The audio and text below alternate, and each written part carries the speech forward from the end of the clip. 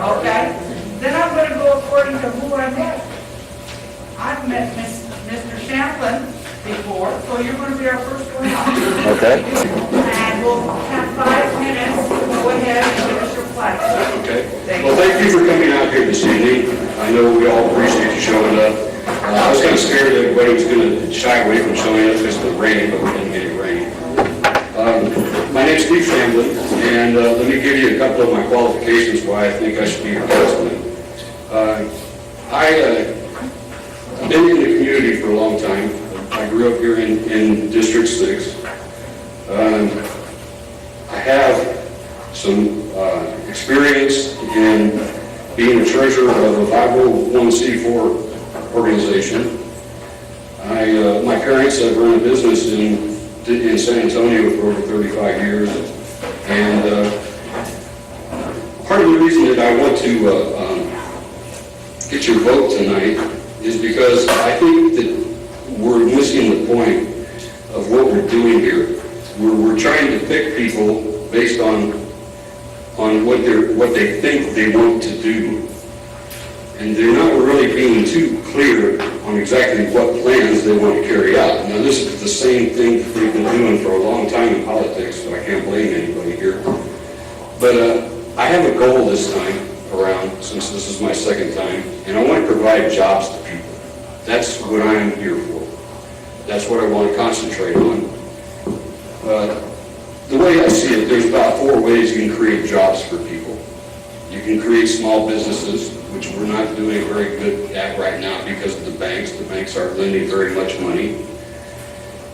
We can get business incentives to businesses to move here, which is what we've been doing, but it hasn't been working out for us because we've been losing out on revenue. We shouldn't be losing out on revenue. We should be attracting companies to come here without sacrificing everything to them. And one of the other ways to create jobs is to expand current businesses and corporations that are here, but they're pretty much expanded out already because we've been through a really vicious economic cycle for the last 5 years. So that leaves just one way to create jobs, and that is the same way that FDR got jobs for the people after the Depression, to pull us out of the Depression. He created projects. He put people to work, big, large projects, getting people to do things. People started families, people got jobs. We moved up from there. We got out of the Depression. Well, with all my experience in drafting and electronics, and basically all my studies that I've had, I create things. That's what I do. Or that's what I did before I was disabled. And what I'm bringing to the campaign this time is I'm bringing 2 of the ideas that I had last time. I wanted CPS to start manufacturing their own solar systems and put them on people's property. And one of the other projects I had from last time that I wanted to bring back this time was putting a structure over 410 and mounting solar panels on it and harvesting power off of it seems like a waste to me that we're spending so much money on so much land everywhere to put up so little solar panels to get so little power out of it, that we should be utilizing what we have and doing it so that people can benefit on it, and so that the environment can benefit off of it also. Now, the third way that I want to create jobs was we have a problem with trains here in San Antonio. We've had problems with derailments, accidents, and people along the train tracks complain about the noise all the time. I think that one way we can solve the noise pollution problem and some of the accident problems is to put a ditch starting at the outside of San Antonio all the way through San Antonio. These trains can be below ground level so that the sound goes up instead of away from the tracks. And in case of a derailment, the cars will all form a blockade in the trench, and they won't go out and destroy people's property. So that's a pretty big project to go clear across town doing that. And the third way that I wanted to create jobs was right here in our district. I wanted to, I've heard a lot of talk lately about baseball. Well, we have a perfectly good stadium right here. I think we should redevelop our stadium, turn it into a major league stadium, and get some revenue coming into our district. We have 1 minute. Basically, that's the 4 projects that I brought with me this time. No one else has mentioned anything that they want to do, and I leave it up to you to decide. Right now, the only things that we have going for San Antonio is SAWS has a water project going that they're finishing on the northeast side. We have a desalination plant on the south side that's in progress, and we have the next line, and we all know what's happening with the next line. So that's why I'm here. I'm asking you for your votes so that I can work on these projects. It's not a hard thing to do when you get into office. There's red tape, but I think I can do it for you. And that's all I have to say tonight. Thank you. Thank you.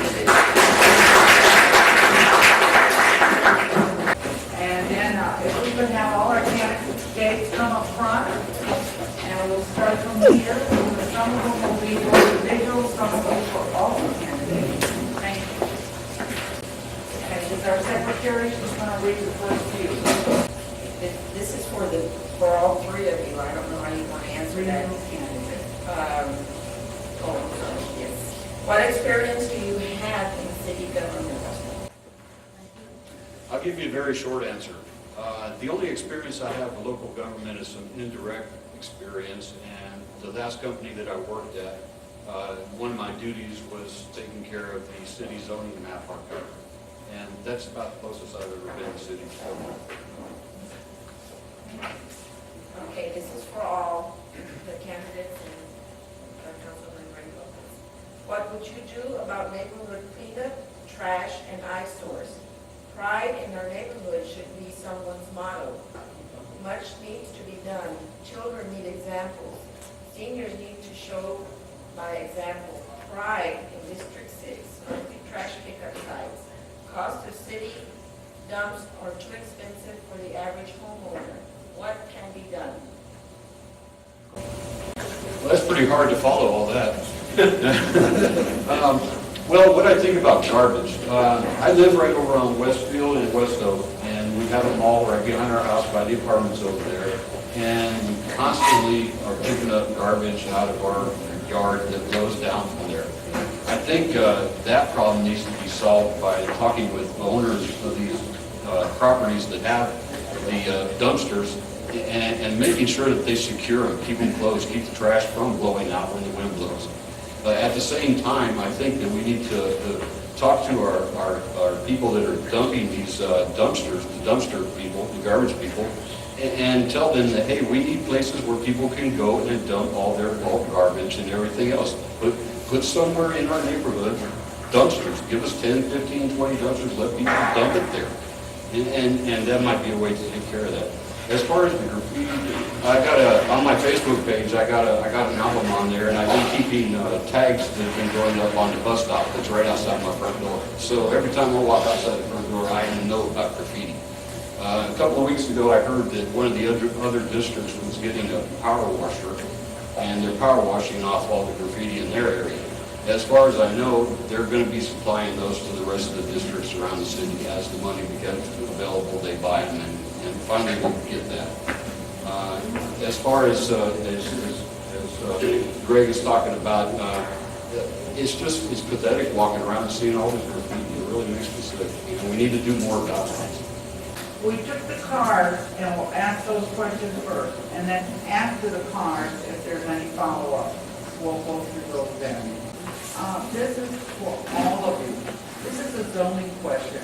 Zoning is very important throughout the neighborhood because of the type of businesses that come in.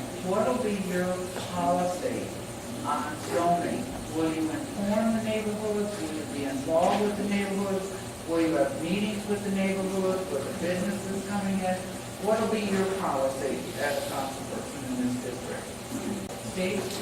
Well, as far as zoning goes, I would take a look at the businesses first, just to make sure they're good businesses. And like everybody's mentioned already, I'd take it to the homeowners associations to see what they think, and then weigh all that, and then I would decide. I'm not one to just go ahead and give everybody a blank check and just let them come into the district. So I would set some criteria. What criteria? Something like how their performance is, how many jobs they expect to give us. And you know, speaking of jobs, if I got elected, the first thing before zoning that would get my attention would be that big giant Levi Strauss building over there. We have one of the largest manufacturing buildings in the city sitting over here empty. It's been over here empty for decades now. I think one of my first priorities would be to try and get somebody into that building. And if Levi Strauss has a problem with that, then we need to find a way to take care of Levi Strauss. It's been an eyesore on our community. It's a drain. And it's not providing anybody jobs. It's usually, so before zoning, I think I would be more focused on that. Thank you. This one here just asks your involvement of neighborhood associations. You all spoke about having meetings, and Councilman spoke about his meetings. As candidates, would you have meetings with neighborhood associations? Would you be involved with them or have them be participating in some of the decisions for the district? I would have an open door policy. I wouldn't have any problem with collaborating with anybody. I would be available anytime. Thank you. Here's another one somebody asked. How long have you lived in District 6? Not meaning all my life, but they talked about, like, for instance, the last 20 years, how long have you lived in District 6? And that you're aware of what's going on in District 6. I've been living here for 9 years. 9 years? Right. Okay, now the floor is open. If there's any questions to continue with what we have. I know Tony had one. Okay, to be fair, and the question I'm going to ask, I'm not pre-asked right here, so I haven't even discussed this with him, because I held off something for y'all today. And I'm asking where you think the library should be going to serve all the people here. We currently have about 26. Where do you see your vision of where the library is going to go with the city? I like the library. I've always been to the library the whole time I was going to school. I like books. And when I got into computers, I went straight into a computer and learned from the basics up. And the virtual world is important now. We can't lose sight of it. A lot of people, to get jobs, are getting educations, and a lot of them are turning to virtual education. And we've got to have a good library with a lot of books in it, and we have to have a virtual library with electronic books. And the reason we have to have that is because everybody is writing electronic books now. You can't get some books in book form that you can in electric form. And you can get all the books that are in book form in electric form. So in the future, it's going to be very important for a lot of people to have a virtual library. First of all, we should apologize. We did not want these chairs. This has been a little longer than we've gone. We should have had chairs and then you stand up. Looks like a chair. We're going to take it up just a little bit. You all doing okay? Strong man up there. Does anybody else have any other questions